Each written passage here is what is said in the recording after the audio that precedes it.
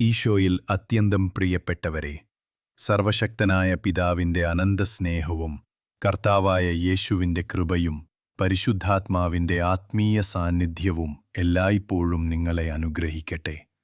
പുതുവെളിച്ചത്തിന്റെ ഈ മനോഹര പ്രഭാതം നമ്മെ കൈപ്പിടിയിലേക്ക് നൽകി തന്ന ദൈവത്തോട് നന്ദി പറയാം. ഇന്ന് ലോകസഭയോടൊപ്പം വിശുദ്ധ ആൻഡ്രൂ കിം തായ്ഗോണിനെയും അദ്ദേഹത്തോടൊപ്പം രക്തസാക്ഷിത്വം സ്വീകരിച്ച ധീരവിശ്വാസികളെയും ഓർത്തു ആദരിക്കുന്ന ദിനമാണ്.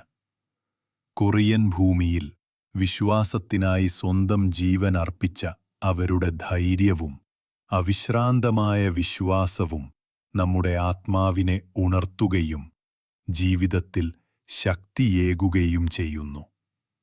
ഇന്നത്തെ വചനങ്ങൾ നമ്മെ വിതക്കാരന്റെ ഉപമയിലൂടെയും വിശുദ്ധ പൗലോസ് അപ്പസ്തോലൻ തിമോത്തിയോസ് ദൈവവചനത്തിന്റെ വിത്ത് നമ്മുടെ ഹൃദയമെന്ന വയലിൽ എങ്ങനെ വിത്തക്കപ്പെടുന്നു, അത് ചിലരുടെ ജീവിതത്തിൽ എന്തുകൊണ്ട് ഫലം തരാതെ പോകുന്നു, എങ്ങനെ നാം നല്ല മണ്ണായി മാറി നൂറുമേനി വിളവ് കൊടുക്കാൻ കഴിയും, ഇതിലേക്കാണ് ഇന്നത്തെ ധ്യാനം നമ്മെ ക്ഷണിക്കുന്നത്. നമ്മുടെ ഉള്ളത്തെ തുറന്ന് ദൈവവചനം സ്വീകരിച്ച് അതിനെ ജീവിതത്തിൽ പ്രാവർത്തികമാക്കാനുള്ള കരുണയ്ക്കായി നമുക്ക് പ്രാർത്ഥിക്കാം. ഒന്നാം വായനയിൽ നിന്നു കേൾക്കുന്നത് വിശുദ്ധ പൗലോസ് തിമോത്തിയോസിന് എഴുതിയ ഒന്നാം ലേഖനത്തിന്റെ 6-ാം അധ്യായത്തിലെ 13-ാം വരി മുതൽ 16-ാം വരി വരെയുള്ള വചനങ്ങളാണ്. വിശ്വാസത്തിൽ ഉറച്ചു നിൽക്കാനും കളങ്കമില്ലാത്ത ജീവിതം നയിക്കാനും നമ്മെ പ്രബോധിപ്പിക്കുന്ന അതിമഹത്തായൊരു സന്ദേശം. നമുക്കത് ശ്രദ്ധയോടെ കേൾക്കാം. പ്രിയ സഹോദരന്മാരെ, വിശുദ്ധ പൗലോസ് തിമോത്തിയോസിനോടു പറഞ്ഞ ഈ വചനങ്ങൾ ഒരു യുവനേതാവിനുള്ള സ്വകാര്യ ഉപദേശമെന്നതിലുപരി തലമുറകളെ കവിച്ച് നമ്മളിലെ ഓരോരുത്തർക്കും ജീവിതപാഠമാകുന്ന സത്യമാണ്. പൗലോസ് എഴുതിയിരുന്ന കാലം സുതാര്യമോ ശാന്തമോ ആയിരുന്നില്ല. സഭയെ വിറപ്പിച്ചിരുന്ന കള്ളപ്രബോധനങ്ങളും ലോകമോഹവും ധനത്തിന്റെ വലയങ്ങളും നിറഞ്ഞ കാലഘട്ടമായിരുന്നു അത്. അത്തരത്തിൽ കലുഷിതമായ സാഹചര്യത്തിൽ പൗലോസ് പറയുന്നു, നിന്റെ ജീവിതം നിഷ്കളങ്കവും കുറ്റമറ്റതുമാകട്ടെ. അവൻ 2 മഹാസാക്ഷികളെ മുൻനിർത്തി തന്റെ വാക്കുകൾ ശക്തമാക്കുന്നു. ഒന്നാമത്, ജീവനും ശ്വാസവും ഓരോ നിമിഷവും നമ്മെ സമ്മാനിക്കുന്ന ദൈവം, ജീവിതത്തിന്റെ ഉറവിടം. രണ്ടാമത്, പന്തിയോസ് പീലാത്തോസിന്റെ മുമ്പിൽ മരണത്തിന്റെ ഭീഷണിയെ നേരിട്ടുകൊണ്ടുപോലും സത്യത്തെ വിട്ടുകൊടുക്കാതെ തന്റെ തിരിച്ചറിവ് ധൈര്യത്തോടെ ഏറ്റുപറഞ്ഞ യേശുക്രിസ്തു. ഈ 2 സാക്ഷികളുടെ സന്നിധിയിലാണ് നമ്മുടെ ജീവിതം നടക്കുന്നത്. അതുകൊണ്ട് വിശ്വാസം വെറും ചിന്തയോ വാക്കോ മാത്രമല്ല, ജീവിതത്തിന്റെ ഓരോ തീരുമാനത്തിലും തെളിയിക്കപ്പെടേണ്ടതാണ്. നാം സ്വീകരിക്കുന്ന വഴികൾ, കൈക്കൊള്ളുന്ന നിലപാടുകൾ, കാണിക്കുന്ന സാക്ഷ്യം, all of it should mirror that same ധൈര്യവും വിശുദ്ധിയും. ഇതുമാത്രം തന്നെയാണ് നമ്മുടെ ജീവിതത്തെ ശരിയായ അർത്ഥത്തിൽ കുറ്റമറ്റതാക്കുന്നത്. ജീവിതത്തിൽ പലപ്പോഴും നാം ഭയത്തിന്റെ പിടിയിലാകുന്നു. മറ്റുള്ളവരുടെ വിമർശനത്തെയോ സാഹചര്യങ്ങളുടെ സമ്മർദ്ദങ്ങളെയോ ഭയന്ന് സത്യത്തിൽ നിന്ന് വിട്ടുമാറുന്നു. ചെറിയൊരു ലാഭത്തിനായി, കുറച്ചു പ്രശംസയ്ക്കായി പോലും നമ്മുടെ ക്രിസ്തീയ മൂല്യങ്ങളെ നമ്മൾ പലപ്പോഴും അവഗണിക്കുന്നില്ലേ എന്ന് സ്വയം ചോദിക്കണം. അപ്പോഴാണ് പൗലോസിന്റെ വാക്കുകൾ നമ്മെ ഉണർത്തുന്നത്. കർത്താവായ യേശുക്രിസ്തുവിന്റെ പ്രത്യാഗമനം വരെ ഈ കൽപ്പന നീ കളങ്കമില്ലാതെ സൂക്ഷിക്കുക. ഇതൊരു നിമിഷത്തിനോ ചില ദിവസങ്ങൾക്കോ വേണ്ടിയുള്ള നിർദ്ദേശമല്ല, ജീവിതം മുഴുവൻ നിലനിർത്തേണ്ട ആത്മീയ ജാഗ്രതയാണ്.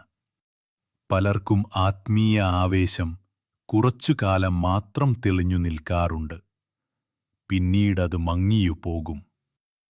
എന്നാൽ കർത്താവിന്റെ വരവിനായി കാത്തിരിക്കുന്നവരുടെ ഇന്നത്തെ സുവിശേഷത്തിലെ നല്ല മണ്ണുപോലെ നമ്മുടെ ഹൃദയം വിത്ത് സ്വീകരിക്കാൻ തയ്യാറായിരിക്കണം.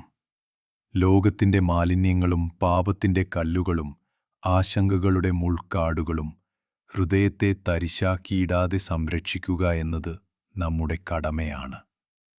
പൗലോസ് വർണ്ണിക്കുന്ന കർത്താവ് രാജാക്കന്മാരുടെ രാജാവും പ്രഭുക്കളുടെ പ്രഭുവും മരണമില്ലാത്തവനും അപ്രാപ്യമായ പ്രകാശത്തിൽ വസിക്കുന്നവനുമാണെന്ന് ഓർക്കുക. അവിടുത്തെ സാന്നിധ്യത്തിലാണ് നമ്മുടെ ജീവിതം. ഈ ബോധ്യം നമ്മുടെ ചിന്തകളെയും വാക്കുകളെയും പ്രവൃത്തികളെയും പോലും വിശുദ്ധീകരിക്കും.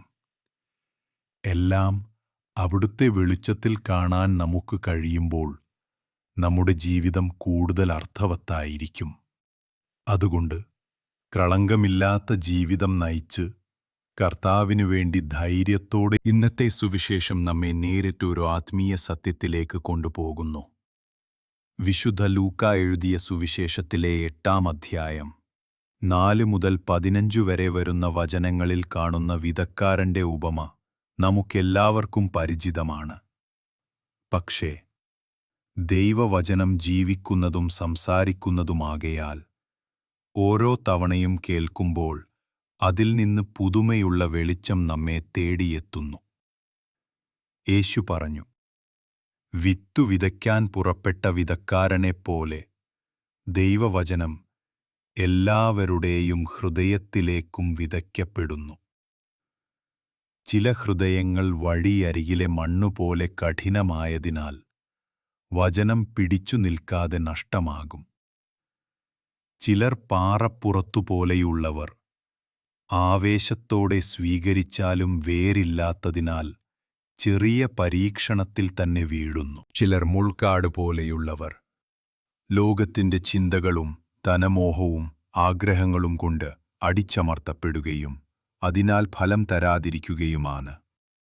എന്നാൽ നല്ല നിലത്തുള്ളവർ വേറിട്ടവരാണ്. അവർ വചനം തുറന്ന ഹൃദയത്തിൽ സ്വീകരിച്ച് ക്ഷമയോടെയും സ്ഥിരതയോടെയും വളർത്തി 100 മേനി വിളവ് നൽകുന്നു. അതിനാൽ ഈ ഉപമ നമ്മോട് ചോദിക്കുന്നത് വ്യക്തമാണ്: നമ്മുടെ ഹൃദയം ഏതു തരത്തിലുള്ള നിലമാണ്? തരിശായതോ, കല്ലുകൊണ്ടു നിറഞ്ഞതോ, മുൾക്കാടുകളിൽ മുങ്ങിയതോ, അനിമൻ ദൈവവചനത്തിന് തയ്യാറായ നല്ല നിലമോ? യേശു ഉച്ചത്തിൽ പറഞ്ഞതുപോലെ കേൾക്കാൻ ചെവിയുള്ളവൻ കേൾക്കട്ടെ. സ്നേഹമുള്ളവരെ, യേശു വിതക്കാരന്റെ ഉപമ പറഞ്ഞത് സാധാരണ ഒരു കൂട്ടത്തോടല്ല. പല ഗ്രാമങ്ങളിലും പട്ടണങ്ങളിലും നിന്ന് പ്രതീക്ഷയോടെ കൂടിച്ചേർന്നിരുന്ന അനവധി ജനങ്ങളോടാണ്.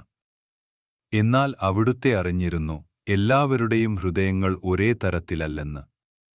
അതുകൊണ്ടാണ് ഈ ഉപമയിലൂടെ യേശു നമ്മെ 4 തരം ഹൃദയങ്ങളിലേക്ക് തിരിച്ചു നോക്കാൻ ക്ഷണിക്കുകയും നിറഞ്ഞ ദൈവവചനം തന്നെയാണ്.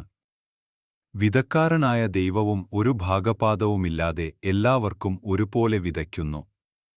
പ്രശ്നം വിത്തിലോ വിതക്കാരനിലോ അല്ല, അത് വീഴുന്ന മണ്ണിലാണ്. അതായത് നമ്മുടെ ഹൃദയത്തിലാണ്. വഴിയരികിലെ മണ്ണുപോലെ കടുപ്പമുള്ള ഹൃദയമുള്ളവർ ആദ്യത്തെ കൂട്ടമാണ്. പലരും ദിവസവും ചവിട്ടി നടക്കുന്ന വഴിയെപ്പോലെ ചിലരുടെ ഹൃദയം ഇന്നത്തെ കാലത്ത് ഇതിന് മറ്റൊരു മുഖവും കാണാം: നമ്മുടെ മൊബൈൽ ഫോണുകളും സോഷ്യൽ മീഡിയയും. പ്രാർത്ഥനയ്ക്കിടയിലും വിശുദ്ധ കുർബാനയ്ക്കിടയിലും പോലും ഒരു നോട്ടിഫിക്കേഷൻ വന്നാൽ നമ്മുടെ ശ്രദ്ധ ചിതറുന്നു. അത് ആകാശത്തിലെ പക്ഷിയെപ്പോലെ വന്ന് ദൈവവചനത്തിന്റെ വിത്തിനെ കൊത്തിക്കൊണ്ടുപോകുന്നില്ലേ എന്ന് ചോദിക്കണം. നാം ശ്രദ്ധ കേന്ദ്രീകരിക്കാനാകാതെ ഉപരിപ്ലവമായ ജീവിതത്തിൽ മുങ്ങിപ്പോകുമ്പോൾ നമ്മുടെ ഹൃദയം വഴിയരികിലെ മണ്ണായി മാറുന്നു. യേശു പറഞ്ഞ പിശാച് വന്ന് വചനമെടുത്തു കളയുന്നു എന്നതിൻ്റെ അർത്ഥം ഇന്നത്തെ കാലഘട്ടത്തിൽ ഇതുതന്നെയാണ്. ദൈവത്തിന്റെ കാര്യങ്ങൾക്ക് ഇടം കൊടുക്കാതെ ലോകീയ കാര്യങ്ങൾ കൊണ്ട് ഹൃദയം നിറയ്ക്കുമ്പോൾ വചനം വേരൂന്നാൻ കഴിയാതെ പോകുന്നു. 2ാമത്തെ വിഭാഗം പാറപ്പുറത്തെ മണ്ണുപോലുള്ള ഹൃദയക്കാരാണ്. ഇവർ വചനം കേൾക്കുമ്പോൾ ആദ്യത്തിൽ വലിയ ആവേശത്തോടെയും സന്തോഷത്തോടെയും പ്രതികരിക്കും. ധ്യാനങ്ങളിൽ പങ്കെടുക്കുമ്പോഴും ആത്മീയ പ്രസംഗങ്ങൾ കേൾക്കുമ്പോഴും വൻ തീരുമാനങ്ങളെടുക്കും. ഇനി ഞാൻ പാപം ചെയ്യില്ല, ഞാൻ ഓരോ ദിവസവും പ്രാർത്ഥിക്കും എന്ന പോലെ പ്രതിജ്ഞകൾ ചെയ്യും. പക്ഷേ ഈ ആവേശത്തിന് ആഴമില്ല. കാരണം അവരുടെ ഉള്ളിൽ പാറ പോലെ കഠിനത നിലകൊള്ളുന്നു. ജീവിതത്തിൽ ഒരു ചെറിയ പ്രതിസന്ധി വന്നാൽ, ആരോഗ്യപ്രശ്നമാകട്ടെ, സാമ്പത്തിക ബുദ്ധിമുട്ടാകട്ടെ, മറ്റുള്ളവരുടെ പരിഹാസമാകട്ടെ, ആ തുടക്കത്തിലെ ഉത്സാഹം ഉടൻ തന്നെ ഉണങ്ങിപ്പോകും. ഇത്രയൊക്കെ പ്രാർത്ഥിച്ചിട്ടും ദൈവം മറുപടി നൽകിയില്ല എന്ന കുറ്റപ്പെടുത്തലോടെ അവർ പിന്നോട്ടു പോകും. വേരുകളില്ലാത്ത മൂന്നാമത്തെ കൂട്ടർ, പലർക്കും ഏറ്റവും ബന്ധപ്പെട്ടിരിക്കുന്നവർ, മുൾച്ചെടികൾക്കിടയിൽ വീണ വിത്താണ്. ഇവിടെയോ വിത്ത് മുളയ്ക്കും, വളരും. പക്ഷേ അതിനൊപ്പം തന്നെ മുൾച്ചെടികളും ശക്തമായി വളർന്ന് അത് ഞെരുക്കും. യേശു തന്നെ വ്യക്തമാക്കുന്നു, ഇവയാണ് ജീവിതത്തിന്റെ വ്യഗ്രതകളും ധനമോഹവും സുഖാന്വേഷണവും. നാളെയെക്കുറിച്ചുള്ള ആശങ്കകൾ, മക്കളുടെ ഭാവി, ജോലിയിലെ അനിശ്ചിതത്വം, കടബാധ്യതകൾ. ഇവയെല്ലാം പ്രാർത്ഥനയ്ക്കു വേണ്ട സമയം നമ്മിൽ നിന്ന് കവർന്നെടുക്കുന്നു. ദൈവത്തിലേക്കുള്ള ആശ്രയം കുറക്കുന്നു. മനസ്സിലെ സമാധാനമില്ലാതാക്കുന്നു. അതിനൊപ്പം പണത്തിനോടുള്ള അതിരില്ലാത്ത ആകാംക്ഷ, കൂടുതൽ സമ്പാദിക്കണം, കൂടുതൽ സ്വന്തമാക്കണം എന്ന ചിന്ത, ദൈവത്തിന്റെ സ്ഥാനത്ത് തന്നെ പണത്തെ വിഗ്രഹമാക്കി ഉയർത്തുന്നു. സുഖഭോഗുന്നു.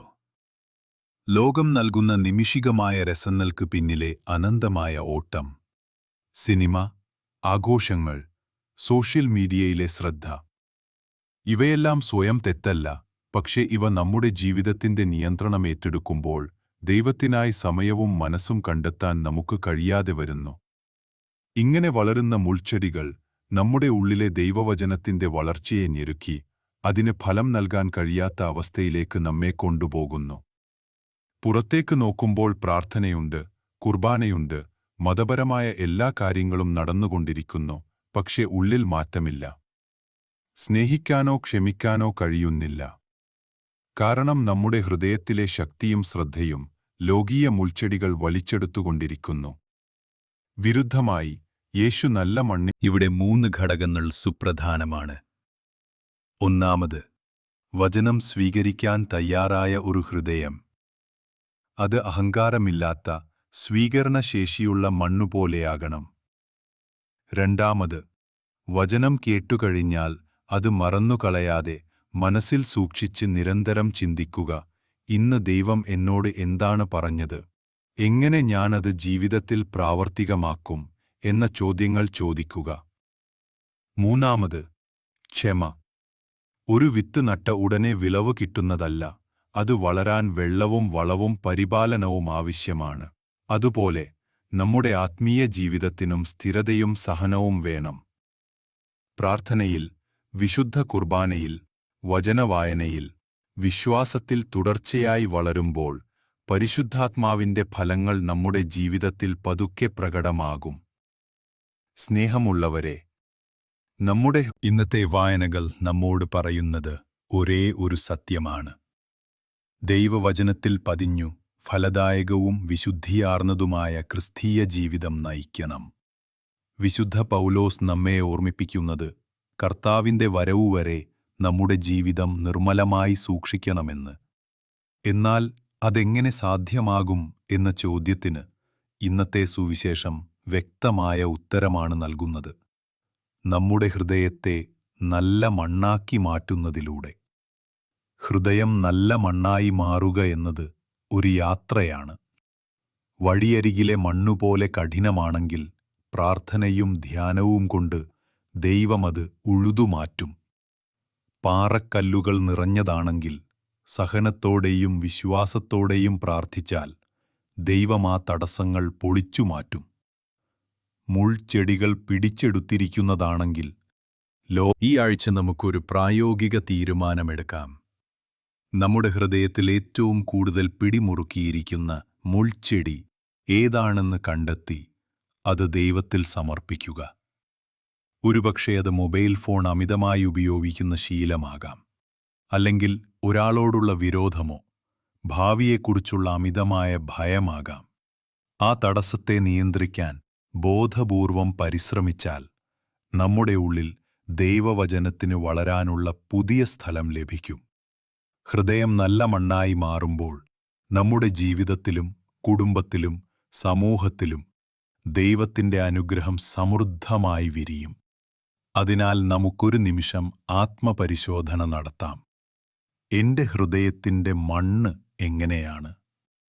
അതിനെ കർത്താവിന്റെ കരങ്ങളിൽ സമർപ്പിക്കുമ്പോൾ അവൻ തന്നെയാണ് അതിനെ പാറപ്പുറത്തെപ്പോലെ ആഴമില്ലാത്ത വിശ്വാസത്താൽ ജീവിച്ചുവെന്നോണം. ആവേശത്തിലെടുത്ത തീരുമാനങ്ങൾ ചെറുതായൊരു പ്രതിസന്ധിയിലും തകർന്നുപോയ നിമിഷങ്ങളെ ഓർത്ത് ഞങ്ങൾ ഖേദിക്കുന്നു. കർത്താവേ, ഞങ്ങളുടെ ബലഹീനതയെ ക്ഷമിക്കണമേ. ജീവിതത്തിന്റെ വ്യഗ്രതകളും ധനലോലുപതയും ലോകസുഖങ്ങളുടെ അമിതമായ ആകർഷണവും ഞങ്ങളുടെ ഹൃദയത്തിൽ നിന്നു നിന്റെ വചനത്തെ ഞെരുക്കിക്കളഞ്ഞ അനുഭവങ്ങളെ ഇന്ന് ഞങ്ങൾ അങ്ങയോട് തുറന്നു സമ്മാനിക്കുന്നു. അങ്ങയുടെ കരുണയാൽ ആ മുൾച്ചെടികളെല്ലാം വേരോടെ നീക്കണമേ. നല്ല മണ്ണായി മാറി നിന്റെ വചനത്തെ കേട്ട് ഹൃദയത്തിൽ സൂക്ഷിച്ച് ക്ഷമയോടെ ഫലം കൊയ്യാൻ ഞങ്ങളെ പഠിപ്പിക്കണമേ. രോഗികളായവർക്കു സൗഖ്യം നൽകുകയും കടബാധ്യതകളാൽ വിഷമിക്കുന്നവർക്ക് വഴികൾ തുറന്നുകൊടുക്കുകയും ചെയ്യണമേ. കുടുംബങ്ങളിൽ സമാധാനവും ഐക്യവും നിറക്കണമേ. മക്കളുടെ ഭാവി ഉറപ്പാക്കുകയും യുവജനങ്ങളെ വിശുദ്ധിയോടെ വളർത്തുകയും ചെയ്യണമേ. വിശുദ്ധ ആൻഡ്രൂ കിമ്യും സഹരക്തസാക്ഷികളും വിശ്വാസത്തിനുവേണ്ടി ജീവൻ നൽകിയ ധൈര്യം പോലെ ഞങ്ങളുടെ ജീവിതസാക്ഷ്യത്തിനും നീ അതേ കൃപ നൽകണമേ. ഈ പ്രാർത്ഥനയെല്ലാം ഞങ്ങൾ കർത്താവായ യേശുക്രിസ്തുവിലൂടെ അങ്ങേക്കു സമർപ്പിക്കുന്നു. ആമേൻ. കർത്താവ് നിങ്ങളോടുകൂടെയുണ്ടായിരിക്കട്ടെ, അങ്ങയുടെ ആത്മാവോടും കൂടെ. സർവശക്തനായ ദൈവമായ പിതാവും പുത്രനും പരിശുദ്ധാത്മാവും നിങ്ങളെ ഏവരെയും സമൃദ്ധമായി അനുഗ്രഹിക്കട്ടെ. ആമേൻ. യേശുക്രിസ്തുവിന് സ്തുതിയായിരിക്കട്ടെ, ഇപ്പോൾ എന്നും എന്നേക്കും.